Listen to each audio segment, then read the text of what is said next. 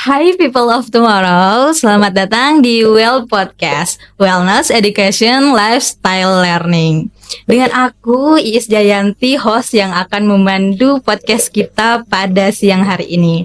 So guys, hari ini kami akan membahas topik yang sangat penting di dalam dunia kedokteran dengan judul Medical Practice Ethics, a crucial aspect the touchpad profesionalisme.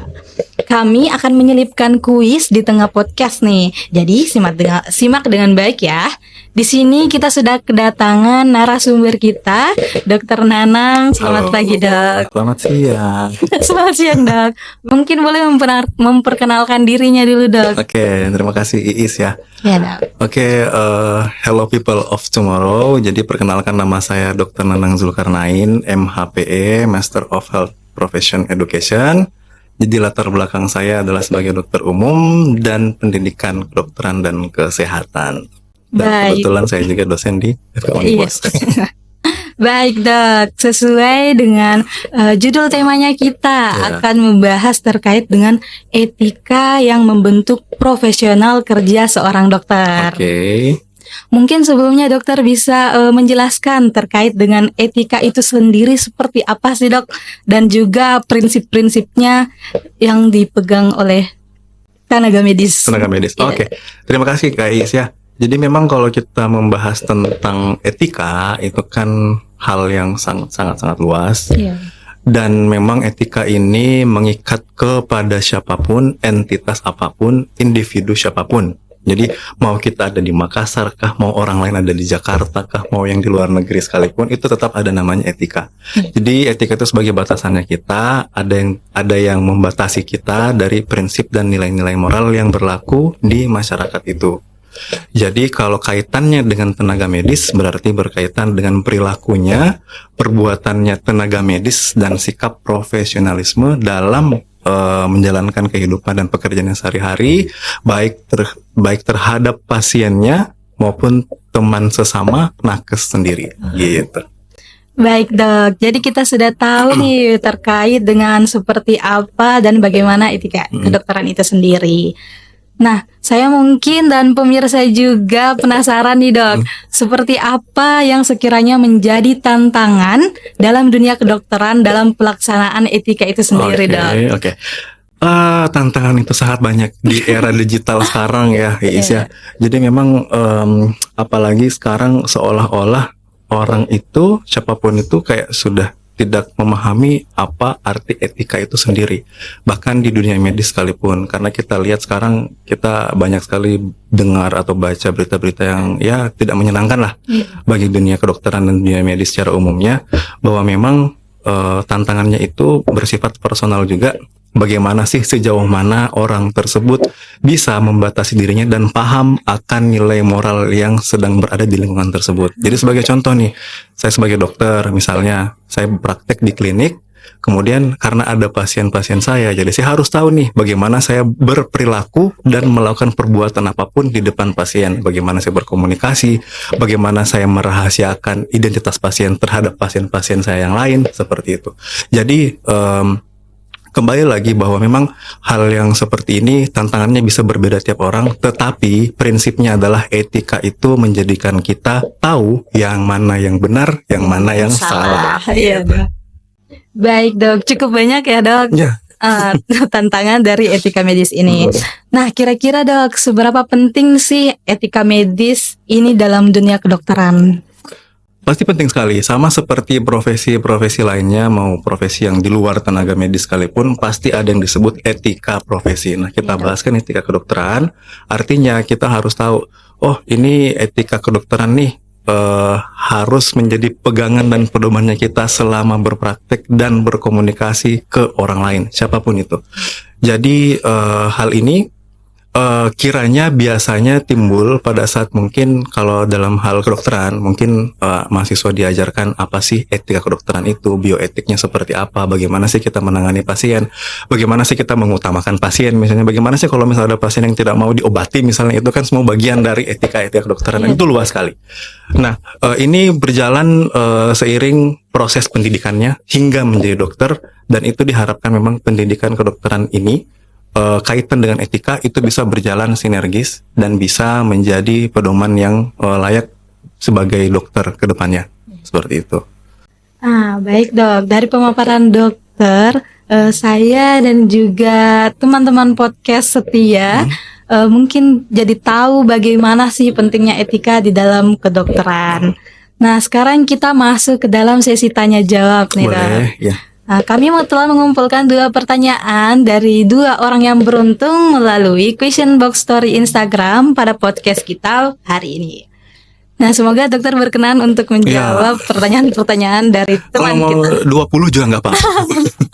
Oke dok, mungkin kita langsung saja ke pertanyaan pertama dok. Nah, pertanyaan yang pertama dari akun Nurul Isna _ bagaimana seharusnya dokter menghadapi situasi di mana pasien tidak mampu membuat keputusan sendiri, dok? Oke, berarti kita harus tahu dulu nih kondisi pasiennya seperti apa. Apakah memang karena usianya yang membatasi sampai tidak bisa membuat keputusan sendiri, atau mungkin ada gangguan pada pribadinya itu sehingga dia tidak sanggup untuk menentukan keputusannya sendiri. Itu dulu.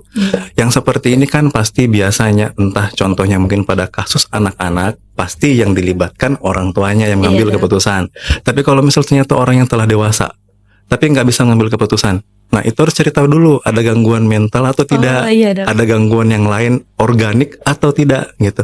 Kalau ada, artinya ada walinya yang harus menjadi pendampingnya dan itu yang menjadi pengambil keputusan. Tapi kalau tidak ada gangguan-gangguan seperti itu, diharapkan harusnya pasien tersebut bisa mengambil keputusan sendiri, apalagi mengingat kesehatannya sendiri oleh pasien tersebut. Jadi bukan orang lain yang terlibat. Jadi kita harus tahu dulu kondisi pasiennya seperti apa. Kira-kira seperti itu. Nah, baik, itu sudah jawaban yang sangat baik dari Dokter Nanang. Mungkin dari teman-teman yang lain ada yang berpendapat, boleh banget nih tulis di kolom komentar.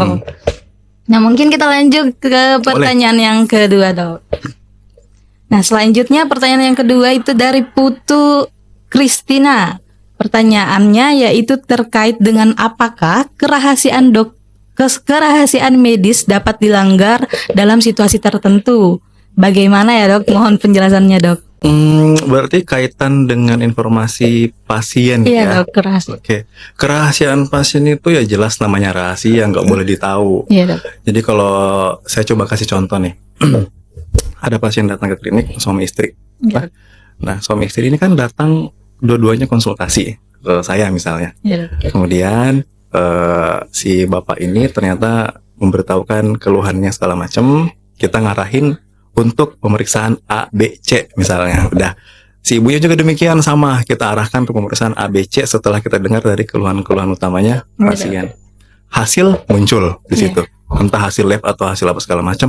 Itu saja, itu sudah menjadi sifat rahasia antara istri dan suaminya. Itu mesti hati-hati. Jadi kalau misal kaitannya dengan suami istri yang kasus seperti itu, ya saya sebagai dokter harus bilang dulu ke suami, bilang, Pak, ini hasilnya sudah keluar, ini apakah tidak apa-apa kalau misal saya sharing hasilnya ke istrinya Bapak.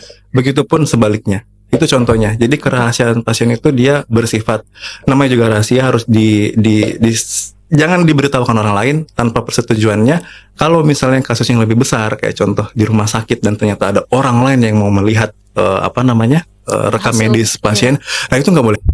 Sama sekali nggak boleh.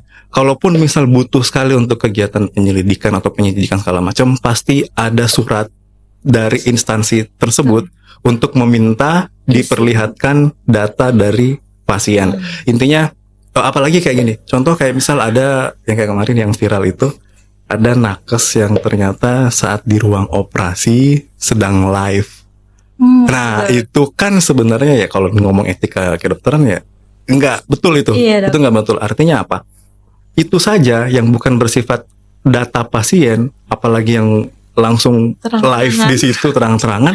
Nah, itu sudah berbahaya, fatal sekali buat kita sebagai dokter. Itu enggak boleh sama sekali kita lakukan. Itu kan bagian dari tubuhnya pasien, enggak boleh kelihatan, jangan kan ya pokoknya tubuhnya apa segala macam. Pada akhirnya ternyata informasi terakhir ya udah dikeluarkanlah nakes tersebut. Nah, yang kayak gitu sebenarnya nggak boleh kejadian karena itu bagian dari rahasia pasiennya. Jadi nggak boleh. kan seperti itu. Ya kalau misalnya dikasih tahu pun fatal banget ya dok ya. Nah, kadang kan orang-orang sekarang tuh agak sulit karena seolah-olah semuanya harus serba diinformasikan ke orang lain. Sedangkan orang lain yang mau lihat, ya saya nggak butuh ini informasimu gitu. Ternyata itu bagian dari validasi orang tersebut supaya ya udah entah dalam konteks luas ya ini ya. Iya. Ya, jadi yang seperti itu sebenarnya kita sebagai nakes, sebagai tenaga medis itu tidak boleh kita lakukan terkait live yang segala macam, itu terkait rahasia pasien, apalagi kita mau sharing antara kebocoran data pasien yang kita cerita ke orang lain, apalagi ke orang-orang yang bukan terkait dari data pasien tersebut gitu. Makanya pada saat mungkin nanti pada saat koas atau mungkin apa, itu kan rahasia pasien juga, kita tidak boleh masukkan nama, hanya boleh inisialnya saja. Saya Tuan A, Tuan B, Tuan C, umur berapa tahun gitu. Itu nggak boleh. Contoh kecilnya rahasia pasien tuh kayak gitu. Ya. Baik nih dok. Karena tadi itu pertanyaan yang terakhir dok. Semoga pertanyaan dari akun Nurul Isna dan juga Putu Kristina sudah terjawab dengan tuntas. Sekarang kita sudah berada di penghujung podcast. Oke. Apakah ada pesan dan kesan yang ingin dokter berikan kepada penonton setia pendengar podcast Well nih dok? Oke, terima kasih. Jadi kalau terkait etika itu tolong selain pintar di bidang kognitif kedokteran, etika juga tetap diasah gitu. Ada kepekaan-kepekaan tertentu yang kita harus bangun selama kita berproses menjadi manusia istilahnya, itu jangan sampai terlewatkan. Jadi saya berpesan kepada siapapun yang mendengar podcast ini, etika itu tidak terbatas dunia kedokteran, tapi etika itu kita membatasi dengan bagaimana kita berbuat ke orang lain. Ya, jadi jangan sampai yang seperti ini malah mengakibatkan hal-hal yang buruk antara kita dengan orang yang sedang kita berkomunikasi dengannya. Jadi semoga kedepannya juga ya harapannya kita tidak ada lagi kejadian-kejadian etika di bidang kedokteran yang pada akhirnya merusak marwah profesinya kita, orang-orang hilang trustnya kepada kita, dan itu pada akhirnya berdampak pada kita semua yang akan menjadi dokter dan nakes pada umumnya. Gitu. Baik dokter, terima kasih atas waktu dan juga ilmu yang sangat bermanfaat sama-sama, Dok, Is. dalam podcast kami. Semoga para pendengar setia teman podcast Wellness Education Lifestyle Learning mendapatkan pencerahan terkait dunia dengan medical praktik etis, krusial aspek dan profesionalisme. Jadi etika medis merupakan hal yang sangat krusial, penting dan menjadi pedoman bagi setiap tenaga kesehatan. Setiap pelanggaran etika memiliki konsekuensinya sendiri. Sudah sepatutnya kita sebagai tenaga medis, terutama seorang dokter, itu selalu patuh dan taat dengan etika demi tercapainya marwah seorang dokter. Betul, ya dok. Betul. Sudah cukup banyak pelanggaran etika yang dilakukan oleh para oknum sejawat yang lupa menjaga marwah, keprofesionalisnya, harga karena nafsu sesaat, dan juga ceroboh dalam bertindak. Nah, teman-teman, kita harus selalu berhati-hati dan dalam bersosialisasi dalam kehidupan sehari-hari. Karena satu kesalahan dapat mengurangi rasa kepercayaan masyarakat terhadap dunia medis. Saya Iis pada podcast kali ini pamit undur diri. Jangan lupa tekan like dan juga subscribe agar kami dapat selalu berbagi banyak hal tentang dunia kesehatan. Jangan lupa juga komen untuk jawaban pertanyaan di kolom komentar dengan menyertakan akun Instagram agar kami dapat menandai kalian di story Instagram AMSA Universitas Boswa khusus 2 penjawab tercepat dan tertepat.